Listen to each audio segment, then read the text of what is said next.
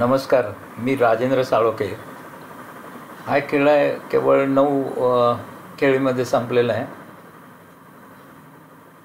बऱ्याच ह्याच्यात वेगवेगळे व्हेरिएशन्स आले, म्हणजे अमुक एक ओपनिंग असं म्हणता येत नाही आहे. E4 E5 bishop to C4 म्हणजे बिशप ओपनिंग झालं. इथे खाली लिहितं बिशप्स ओपनिंग. पण हे वेगवेगळे ओपनिंग चेंज झाले त्याच्यामध्ये. नाईट F6 खेळला तो. आता बर्लिन डिफेन्स झाला बिशप ओपनिंगमधला. C24 खाली लिहिले. ह्याने नाईट टू F3 खेळला. आता रशियन गेम झाला, म्हणजे पेट्रो टाईप झालं. दोन्ही नाईट समोर आले, 2 पॉनमध्ये. हा बिशप सोडला तर हा पेट्रो डिफेन्सच आहे. हां, so Russian game Italian variation आलं, पेट्रो डिफेन्स. आता याने काय केलं, ऑब्वियसली E4 पॉन पण अनप्रोटेक्टेड आणि E5 पण अनप्रोटेक्टेड आहे. आता पांढरा खेळणार आहे तर त्यांनी नाईट क्रॉस काळा खेळणार आहे तर नाईट क्रॉस E4 केलं.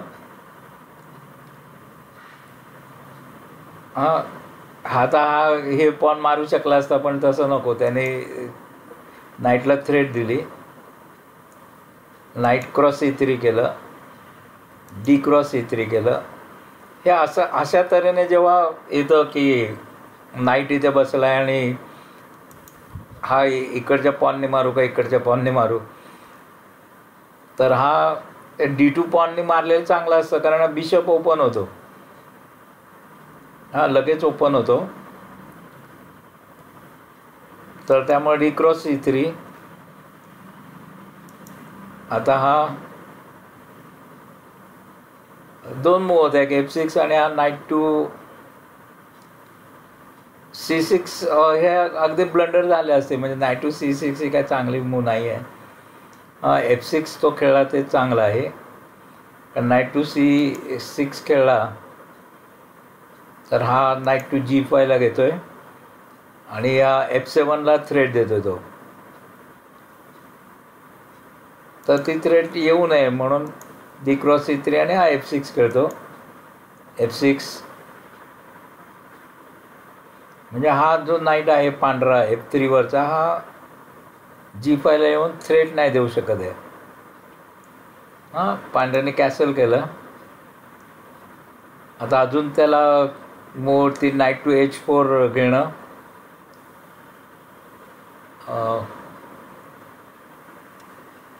कॅसल केलं व नाईट टू H4 ने काय झालं असतं बघूया. नाईट टू H4 नंतर C6,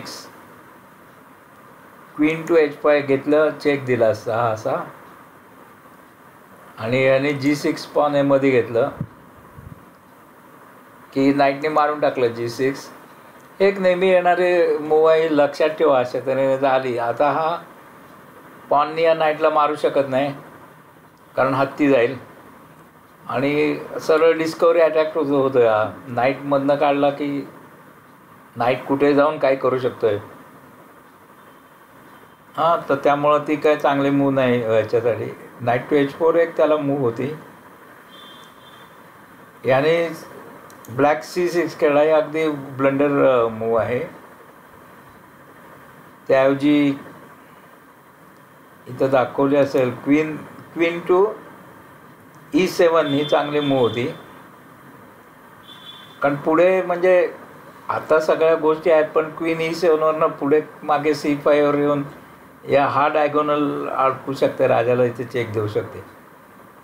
असा एक विचार त्याच्यामध्ये असतो. त्यामुळं क्वीन टू E7 चांगली मूव होती. पण हा C6 खेळला. C6 खेळल्यानंतर नाईट क्रॉस E5 ने केलं. बेस्ट मूव एकदम आहे. बघा आता कसं होतं आहे.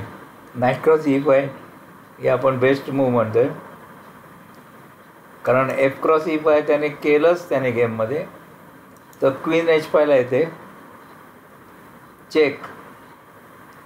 आता ह्याला मध्ये येण्यासारखं काय नाहीच आहे, म्हणजे राजा एक तर हलवणे E7 ला किंवा हे पॉन मध्ये आणणे. पण ठीक आहे, याने राजाच हलवला. किंग E7ला घेतला आहे. पॉनमध्ये आणलं असतं तर काय झालं असतं, हे जर पॉन G6ला आणलं असतं, हे G6, तर क्वीन क्रॉस E5 आणि हत्ती जातोय. पण ते एखादं चांगलं झालं असतं, कारण आता बिशप टू E7 तो गेला आणि क्वीन क्रॉस H8 आणि चेक. आता परत हा बिशपमध्ये बसू शकतोय, जरा मेट लांबतोय. पण त्याने चुकीचं खेळला, किंग टू E7 खेळला तो, किंग E7, आणि त्यामुळे क्वीन क्रॉस E5 आणि हा चेकमेटच झाला सरळ. हां, वजिराने बहुतांशी स्क्वेअर्स अडवलेले आहेत. जो एक F7 राहतो तो या बिशपने अडवलेला आहे आणि हा चेकमेटच झाला. अशा तऱ्हेने हा खेळ खेळला गेला. याच्यातलं काय टॅक्टिक्स लक्षात ठेवून वापरता येतात का बघा.